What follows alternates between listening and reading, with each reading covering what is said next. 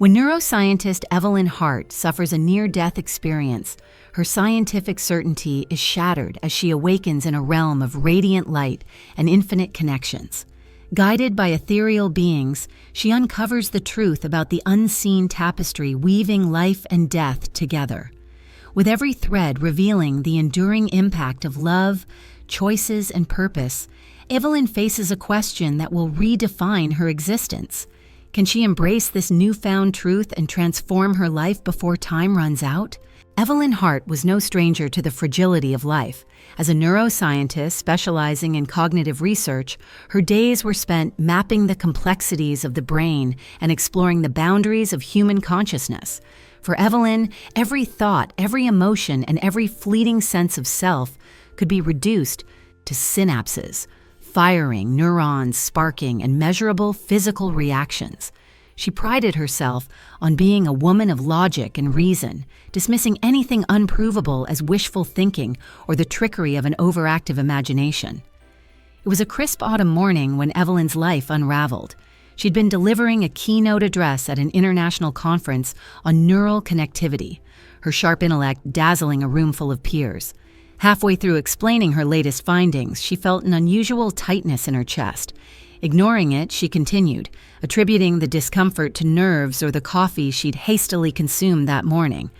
But as she spoke her next words, the pain surged like a tidal wave, crushing her breath, darkening her vision. A gasp escaped her lips as she stumbled back, her notes scattering to the ground. The audience's murmur turned to alarm as Evelyn collapsed. The last thing she remembered was the sterile fluorescence of the auditorium lights above her, a cacophony of voices calling for help, and then nothing. When Evelyn opened her eyes, it was not to the clinical hum of a hospital or the concerned faces of colleagues. Instead, she found herself standing in an otherworldly place. The colors around her defied logic. Hues that didn't exist on the earthly spectrum shimmered and danced in the air. She was surrounded by a sense of serenity so profound that it seemed to seep into her very being.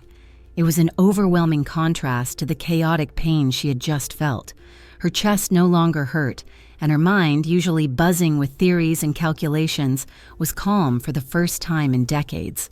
She looked down and saw her body sprawled on the floor of the conference hall, paramedics frantically working to revive her. There was no mistaking it. That lifeless figure was her.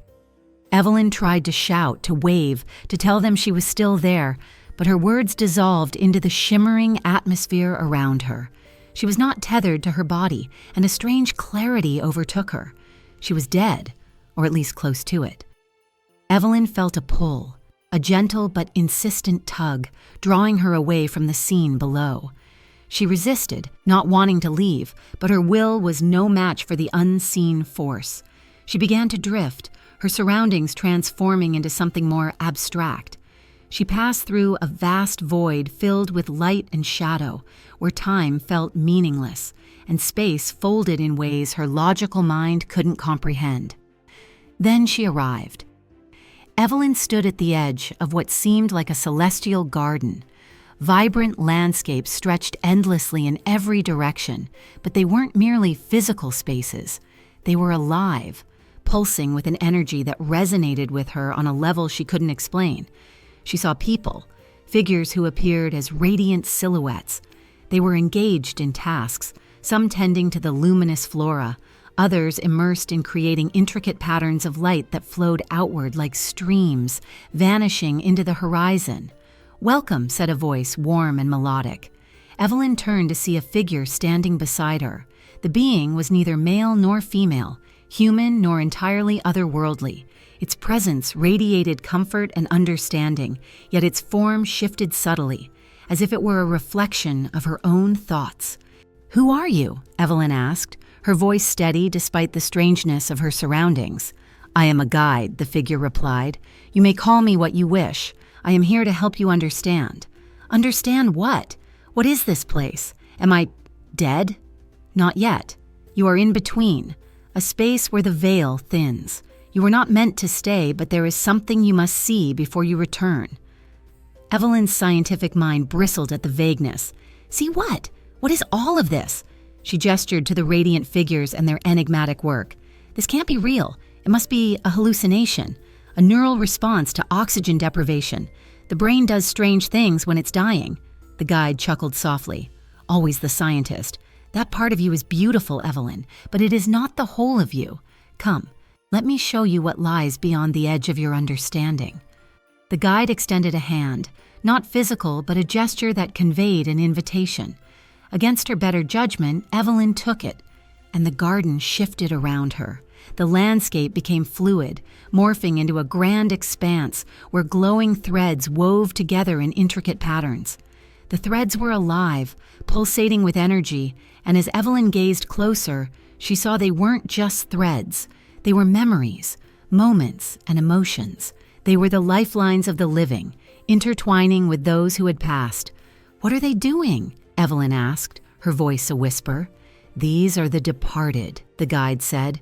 "Their journeys in the physical world may have ended, but their purpose continues. They nurture, inspire, and protect. They are the unseen forces that guide the living, weaving the fabric of existence." Evelyn stared, her logical mind struggling to reconcile what she was seeing with everything she thought she knew. For every thread the radiant figures touched, ripples of energy flowed back to the physical world.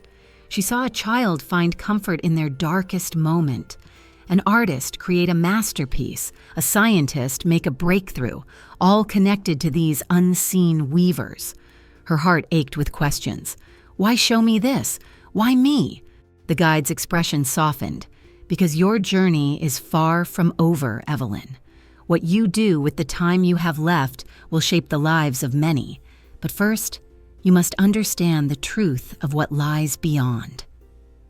As Evelyn absorbed the enormity of what she was witnessing, a sense of purpose began to stir within her.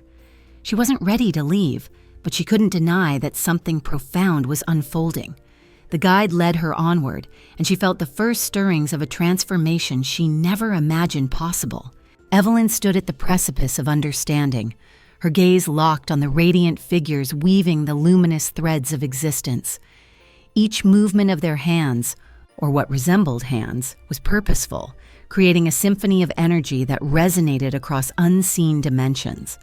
Yet for all the serenity of the scene, Evelyn's mind raced with questions. "What are these threads?" she asked, her voice tinged with awe and skepticism. "Are they memories? Emotions? Lives?" The guide stood beside her, serene and patient. "They are all of those, and more," the being replied.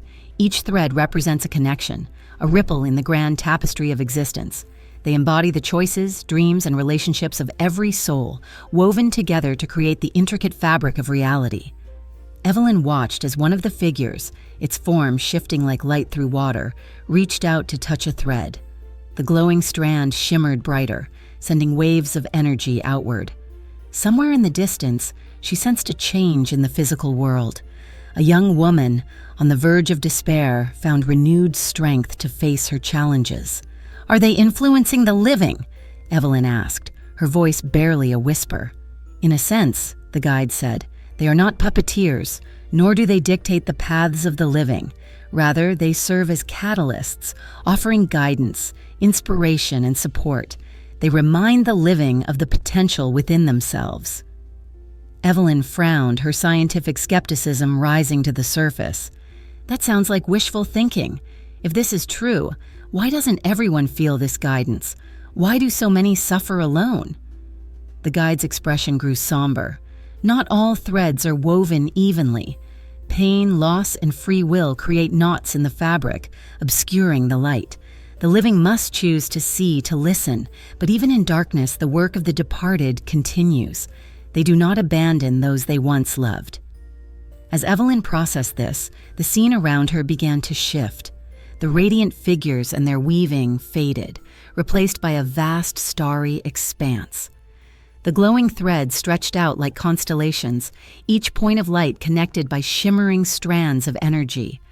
Evelyn felt herself drawn toward one thread in particular, a bright golden line that pulsed with familiarity. "What is this?" she asked, stepping closer. "Your thread," the guide said gently, "the story of your existence." Evelyn hesitated, her hand trembling as she reached for the glowing strand. When her fingers brushed it, a cascade of images and emotions surged through her. She saw her childhood home, her parents' faces etched with both joy and worry. She felt the thrill of her first scientific discovery, the pride of publishing her groundbreaking research. But she also felt the sting of every failure, the ache of loneliness that had crept into her life as she prioritized her career over personal connections. The thread revealed more than her past. It showed her potential futures. She saw herself standing at a podium, delivering a speech that ignited a new wave of understanding about the human mind. She saw herself comforting a grieving friend, offering wisdom that brought healing. She saw the countless lives her work could touch if she embraced not just logic, but also empathy and purpose. Tears welled in Evelyn's eyes as she turned to the guide. "Why show me this? What does it mean?" The guide's voice was gentle but firm. "Your thread is not yet complete. The choices you make when you return will determine the patterns you leave behind. But to shape your future, you must first understand the truth of your present." Before Evelyn could respond, the starry expanse around her began to ripple and shift. The threads blurred into streams of light, converging into a vast loom, a celestial machine that seemed to pulse with life itself. The guide gestured toward it. "This is the Loom of Eternity," the being said. "Here, the work of the departed intertwines with the living, creating the ever-evolving tapestry of existence. It is a testament to the interconnectedness of all things." Evelyn's gaze followed the threads as they fed into the loom. She saw how every action, no matter how small, created ripples that influenced others. A kind word from a stranger sparked a chain of compassion that spanned generations. A moment of forgiveness healed wounds that had festered for decades, but she also saw the darker threads, the pain, hatred, and indifference that created discord in the pattern. "Can the darker threads be undone?" she asked, her voice tinged with hope. "They can be transformed," the guide replied. "Every soul, living or departed, has the power to mend the fabric, but it requires courage, humility, and a willingness to see beyond one's own perspective." Evelyn stood in silence, the weight of the guide's words sinking in. She had spent her life dissecting the brain, searching for answers in its intricate pathways. Yet here she was, confronted with a truth that defied logic but resonated deeply within her. The Loom of Eternity was not just a metaphor, it was a living testament to the interconnectedness of all existence. As she continued to watch, Evelyn noticed something unusual. A group of threads had begun to fray, their light dimming. The figures tending to the loom moved quickly, their efforts focused on repairing the damage. Yet the fraying threads resisted, their energy twisting away from the loom's harmony.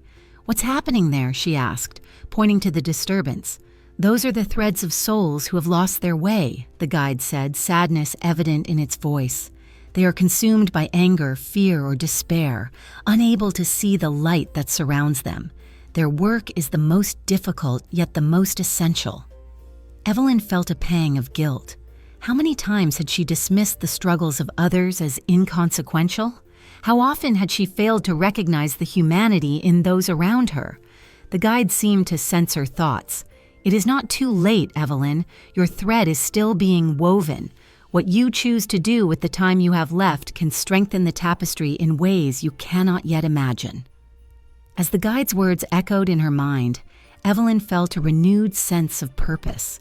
The Loom of Eternity was a reflection of both the beauty and fragility of existence, and she knew her role in its weaving was far from over.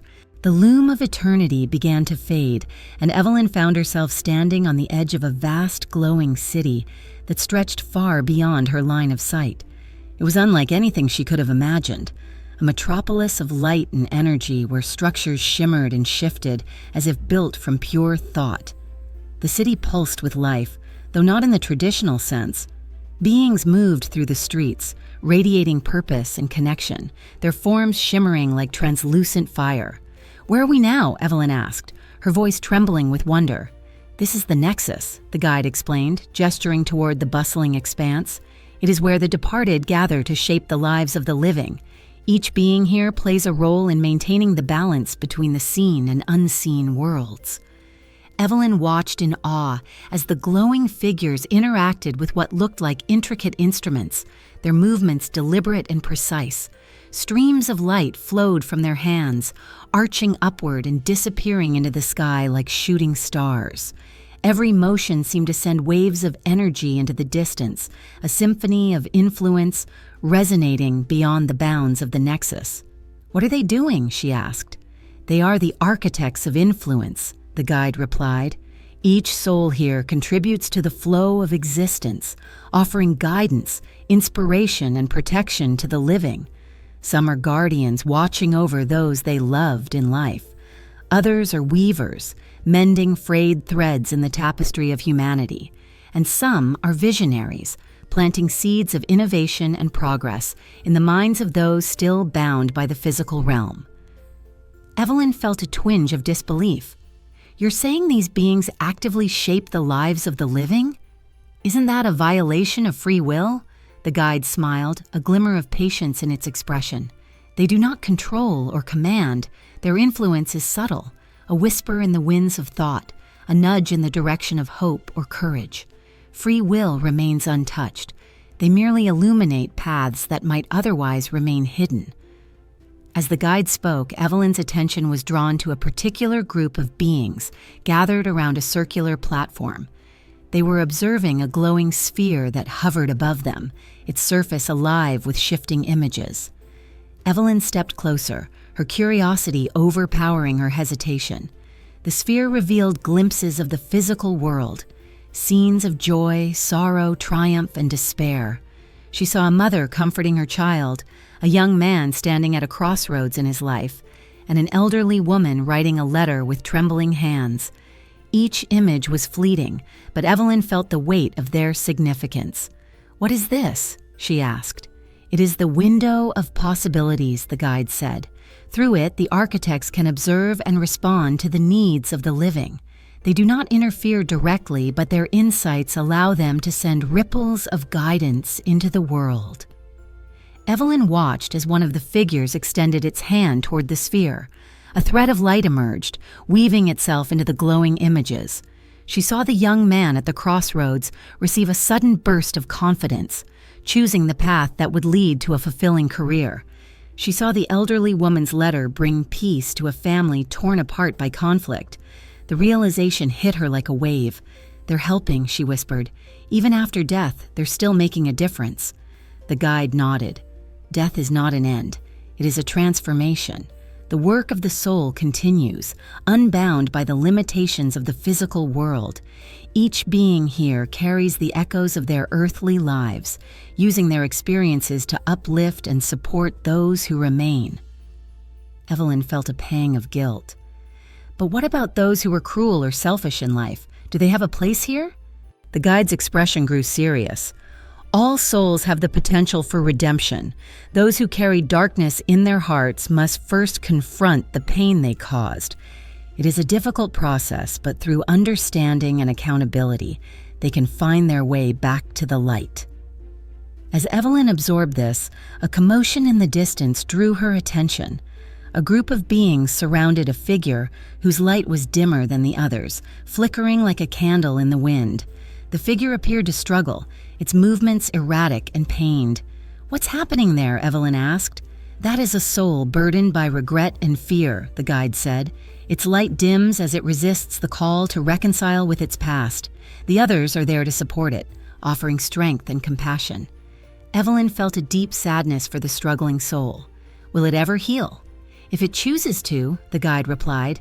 "Healing is a journey, not a destination. Even in this realm, free will remains a powerful force." The scene shifted again, and Evelyn found herself standing before a towering structure that pulsed with a golden glow. Inside, beings moved with quiet determination, their hands crafting objects of light that radiated purpose. "What is this place?" she asked. "The Hall of Creation," the guide said. "Here the departed create tools and symbols to inspire the living, a painting that stirs the soul, a melody that sparks hope, a scientific breakthrough that changes the course of history. Many of these originate here, planted as seeds in the minds of the living. Evelyn's breath caught in her throat. As a scientist, she had always credited human ingenuity for the world's advancements. The idea that unseen forces might play a role in shaping those discoveries both fascinated and unsettled her. "Are you saying every great idea comes from here?" she asked. "Not every idea," the guide clarified. "The living are creative and resourceful in their own right. But at times, when inspiration is needed most, the departed lend their light to guide the way." Evelyn's mind swirled with conflicting emotions: wonder, doubt, and a growing sense of responsibility. She had spent her life searching for answers within the confines of the brain, never considering the possibility of something greater. Yet here she was, standing in a realm where influence transcended death, where every action rippled through the fabric of existence. "Why show me this?" she asked again, her voice trembling. "What am I supposed to do with this knowledge?" The guide placed a gentle hand on her shoulder. "You have been given a glimpse of the interconnectedness that binds all things. When you return, you must decide how to use this understanding. Will you continue to pursue knowledge for its own sake, or will you use it to inspire and uplift others?" Evelyn stared at the radiant city around her, the weight of the guide's words settling in her heart. She didn't know the answer yet, but one thing was clear: her journey was far from over. The radiant city of the Nexus began to dissolve around Evelyn, its shimmering structures fading like a receding tide. She turned to the guide, panic flickering in her eyes. "Wait," she pleaded.